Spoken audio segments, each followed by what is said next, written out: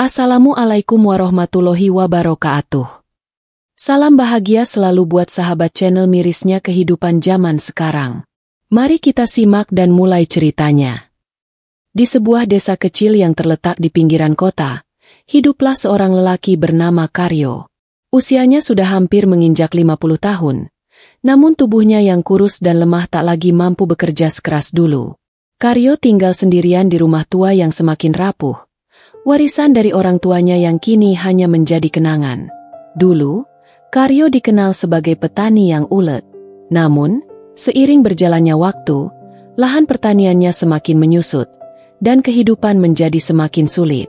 Ketika harga barang-barang kebutuhan pokok melonjak, dia pun harus mengakali agar tetap bisa bertahan hidup. Setiap pagi, Karyo menyusuri ladang pisang kecil yang ditanamnya di belakang rumah. Tanaman itu bukan hanya menjadi sumber kehidupan, tetapi juga satu-satunya penghibur hatinya. Dalam keheningan pagi, Karyo melihat pisang-pisangnya yang mulai matang. Sebuah harapan kecil untuk mendapatkan sedikit uang dengan menjualnya, meskipun hasilnya tidak banyak. Setiap harinya, pisang-pisang itu menjadi bahan makanannya atau dijual di pasar untuk membeli sedikit beras dan bahan lainnya. Namun, beberapa minggu belakangan, ada sesuatu yang aneh terjadi. Pisang-pisang yang semula hanya sedikit yang hilang, kini jumlahnya semakin banyak. Karyo tak bisa menduga siapa yang mengambilnya. Pikirannya pun mulai gelisah. Apakah itu ulah binatang? Ataukah seseorang yang sengaja mengambil pisang-pisang itu? Suatu malam, dengan rasa penasaran yang semakin mendalam, Karyo memutuskan untuk berjaga. Dia menyiapkan segelas teh hangat dan duduk di beranda rumahnya, memandangi ladang pisang yang terbentang di depannya. Hanya suara jangkrik yang terdengar. Malam itu, seolah dunia menjadi sunyi dan tak ada yang tahu apa yang akan terjadi selanjutnya. Namun, saat jam menunjukkan pukul 2 pagi, Karyo melihat sosok samar yang bergerak di antara tanaman pisang. Dengan hati yang berdebar, dia merangkak mendekati sosok itu. Dalam gelapnya malam, dia bisa melihat dengan jelas seorang anak muda, dengan tubuh kurus dan pakaian compang-camping, sedang mengambil pisang-pisang yang sudah matang. Karyo terdiam, tidak bisa berkata apa-apa. Sebuah perasaan campur aduk memenuhi dadanya. Ada rasa marah, namun juga rasa iba yang begitu mendalam. Bagaimana mungkin seseorang, bahkan seorang anak, harus mencuri pisang hanya untuk bertahan hidup? Anak itu menyadari keberadaan Karyo, dan tubuhnya seketika kaku. Namun, Karyo hanya menatapnya dengan tatapan kosong. Dia tidak tahu harus berbuat apa. Hatinya teriris melihat kondisi anak itu yang begitu kurus. Wajahnya penuh kecemasan. Akhirnya, Karyo menghela napas panjang dan berkata, "Kamu lapar, ya?" Suara Karyo terdengar lemah, hampir tak terdengar oleh dirinya sendiri. Anak itu hanya menunduk, tak menjawab. Namun, matanya yang penuh kesedihan sudah cukup menjelaskan segalanya. Dan saat itu juga, Karyo merasakan sesuatu yang lebih besar dari kemarahan. Sebuah kesadaran bahwa hidupnya yang serba kekurangan mungkin tidak seburuk yang ia kira. Mungkin ada orang lain yang lebih membutuhkan. Namun, perasaan itu datang terlambat. Karyo berdiri terdiam, menatap anak yang masih tak bergerak di hadapannya. Dalam kekosongan malam itu, rasa iba dan kebingungan beradu di hatinya. Dia tahu bahwa pisang-pisang itu adalah sumber penghidupannya yang tak bisa tergantikan. Tanpa hasil dari ladang pisangnya, hidupnya yang sudah rapuh ini akan semakin terpuruk. Namun, saat melihat mata anak itu, Karyo merasakan sesuatu yang lebih besar dari sekadar kepentingan dirinya sendiri. Ia tahu bahwa anak itu bukan pencuri biasa, tapi seseorang yang terpaksa melakukan itu demi bertahan hidup. "Kenapa kamu mencuri?" Karyo akhirnya bertanya dengan suara serak.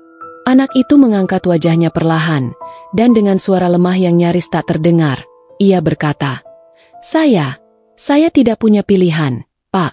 Saya sudah tidak tahu harus makan apa. Ibu saya sakit keras, dan kami tidak punya uang untuk berobat." Karyo merasa dadanya sesak mendengar penuturan itu. Anak yang berdiri di depannya bukan hanya sekadar pencuri pisang. Dia adalah gambaran dari begitu banyak orang yang terseok-seok dalam kehidupan yang keras dan tak berbelas kasihan. Karyo menarik napas dalam-dalam, merasakan getir di tenggorokannya. "Apa nama kamu?" tanya Karyo, mencoba mencari jawaban atas kebingungannya. "Saya Dika, Pak," jawab anak itu dengan kepala tertunduk. "Ibu saya sudah lama sakit, Pak. Ayah saya sudah lama pergi. Saya tidak tahu lagi harus bagaimana. Saya hanya ingin memberi makan ibu saya." Karyo terdiam. Hatinya terasa dipenuhi dengan perasaan yang sulit diungkapkan. Dika, anak ini, adalah gambaran dari segala penderitaan yang pernah ia alami. Perjuangan untuk bertahan hidup, rasa putus asa, dan rasa sakit yang mendalam ketika tidak ada jalan keluar. Dengan hati yang berat, Karyo akhirnya berkata, "Aku tidak akan melaporimu. Tapi, mulai sekarang, kalau kamu ingin pisang, katakan saja. Aku tidak akan menghalangimu." Karyo tahu, meski hati kecilnya berbisik bahwa itu adalah pilihan yang sulit, tetapi ia juga memahami bahwa Dika bukanlah seorang pencuri biasa. Dia adalah anak yang terjebak dalam kehidupan yang penuh dengan penderitaan. Dika menatap Karyo dengan mata penuh rasa terima kasih, namun juga rasa malu yang mendalam. "Terima kasih, Pak. Saya akan bekerja untuk membayar pisangnya." Karyo tersenyum tipis, lalu berkata, "Tidak perlu. Kamu butuh makanan, bukan uang. Jangan khawatir tentang itu." Dika terisak pelan. Untuk pertama kalinya dalam waktu yang lama, dia merasakan ada sedikit cahaya dalam hidupnya yang gelap. Rasa terima kasih yang begitu dalam membanjiri hatinya, tetapi ada juga perasaan terselubung, rasa malu karena harus mengandalkan orang lain untuk bertahan hidup. Sejak malam itu, Dika datang setiap minggu, mengambil pisang yang sudah matang. Karyo tidak pernah menuntut apa-apa darinya, bahkan memberinya lebih dari yang dibutuhkan. Setiap kali Dika datang, Karyo memberikan sedikit petuah tentang hidup, meskipun dalam kondisi tubuh yang semakin rapuh. Karyo merasa, meskipun hidupnya tak banyak berarti lagi, dia bisa memberikan sedikit harapan kepada anak itu. Namun, tak ada yang tahu bahwa kebaikan yang ditanamkan Karyo pada Dika akan membawa perubahan yang jauh lebih besar daripada yang ia bayangkan. Tetapi, ada sesuatu yang tak bisa disembunyikan, sesuatu yang semakin terasa berat di dada Karyo, yang perlahan mengubah segala sesuatu yang ia kenal. Hari demi hari berlalu dengan damai. Dika datang secara teratur, mengambil pisang yang telah matang, dan Karyo merasa sedikit lega. Meskipun hidupnya penuh dengan kekurangan, kebaikan yang diberikannya pada Dika memberinya rasa tenang. Karyo tak mengharapkan balasan, hanya berharap anak itu bisa sedikit lebih mudah menjalani hidupnya. Dika mulai datang dengan lebih percaya diri. Wajahnya yang dulunya dipenuhi kekhawatiran kini sedikit lebih cerah. Kadang ia menceritakan tentang ibunya, tentang betapa berat perjuangannya untuk bertahan hidup, tetapi juga tentang rasa syukur karena ada orang yang peduli padanya. Namun, suatu pagi, sesuatu yang tak terduga terjadi. Karyo terbangun lebih pagi dari biasanya. Seperti biasa memeriksa ladang pisangnya. Matanya yang sudah mulai buram mencoba menilai hasil tanaman. Tiba-tiba, ada yang janggal. Pisang-pisangnya yang semula sudah matang dan siap untuk dipanen, kini hampir semuanya hilang. Bukan hanya beberapa, tapi hampir seluruhnya. Karyo merasa jantungnya berdegup kencang. Rasa marah dan kecewa menghantamnya begitu kuat. Ia segera berjalan menuju rumah Dika. Ketika Karyo sampai di depan rumah Dika, ia merasa ada sesuatu yang berbeda. Rumah itu tampak sepi, lebih sunyi dari biasanya. Pintu rumah terbuka sedikit, dan Karyo melihat Dika sedang berdiri di depan rumahnya. Wajahnya tertunduk. Di tangannya, ada segelintir pisang, yang tak sebanding dengan jumlah yang hilang dari ladang Karyo. "Kamu ambil semua pisangku lagi?"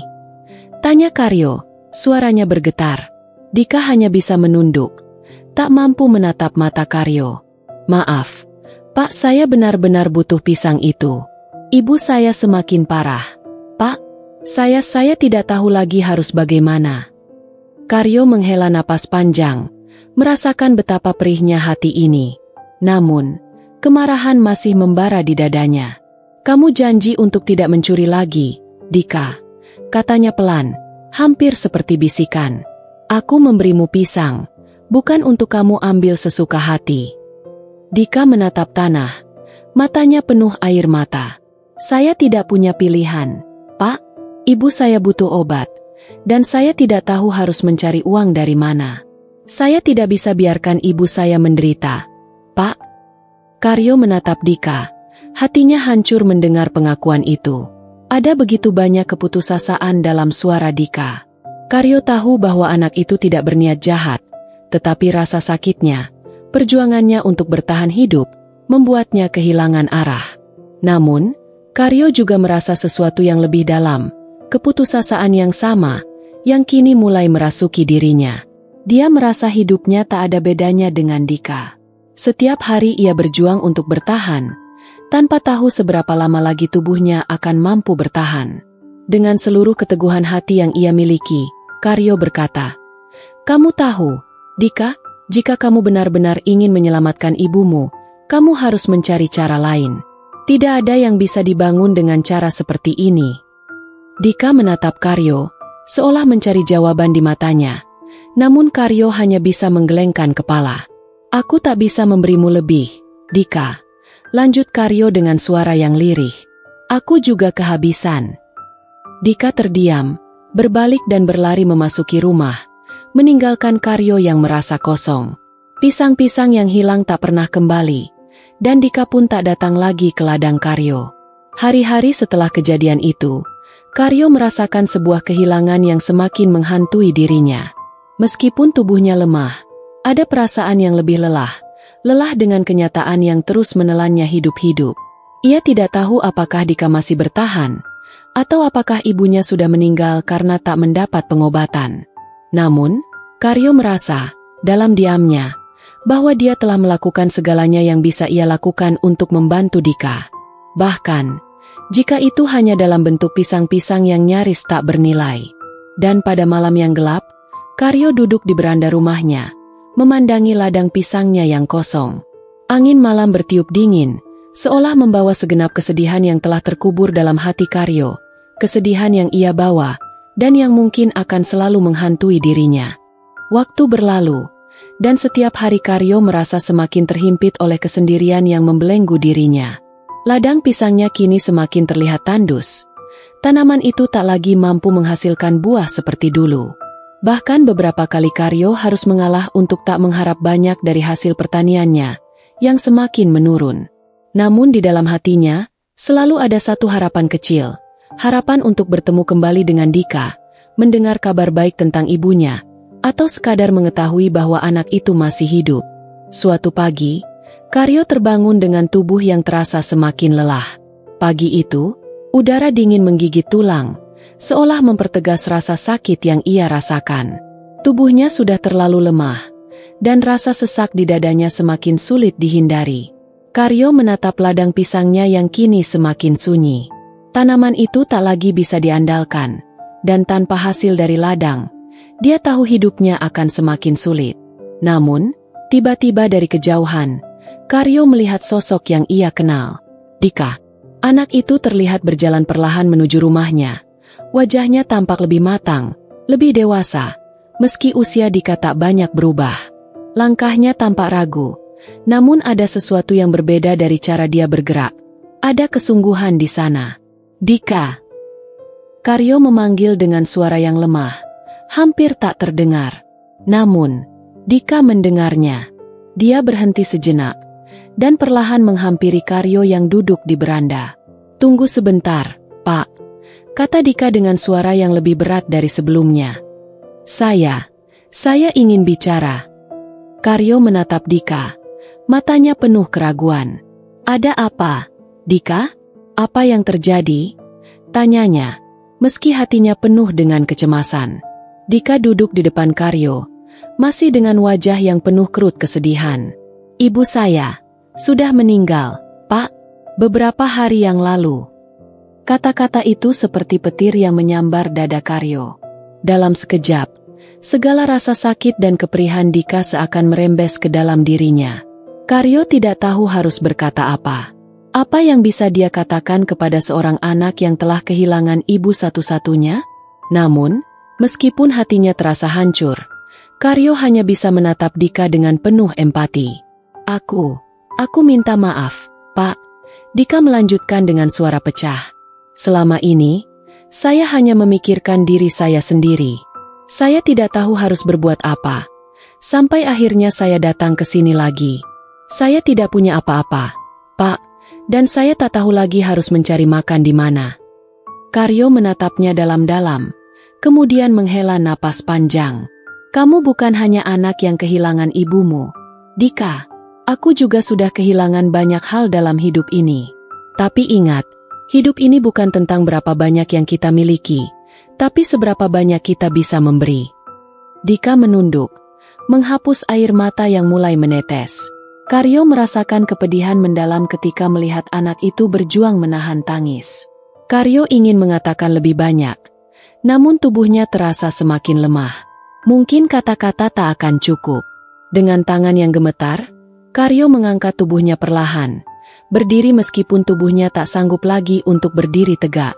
Dika, aku tidak punya banyak lagi, tapi kamu tahu, ada satu hal yang bisa kuberikan. Selama kamu butuh pisang atau makanan, datanglah. Itu yang bisa kulakukan untukmu. Dika terdiam, matanya berkaca-kaca.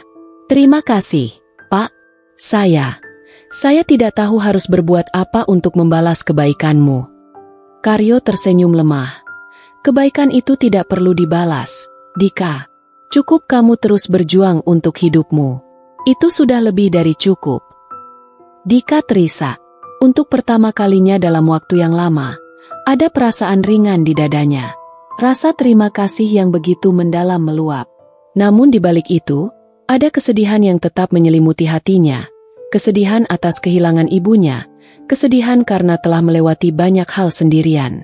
Sejak saat itu, Dika datang kembali ke ladang Karyo, bukan untuk mencuri, tetapi untuk bekerja. Meski Karyo sudah tak mampu bekerja keras seperti dulu, dia mengajarkan Dika bagaimana cara merawat ladang, bagaimana cara menanam dan memanen pisang. Di setiap pagi yang cerah, mereka bekerja bersama, meskipun tubuh Karyo semakin lemah. Namun, semangat di hati mereka tak pernah pudar. Kisah antara Karyo dan Dika bukan hanya tentang sebuah ladang pisang atau perjuangan hidup, tetapi tentang dua jiwa yang saling memberi harapan. Dan meskipun hidup mereka penuh dengan penderitaan, di tengah-tengah itu, mereka menemukan secercah cahaya yang membuat mereka bertahan.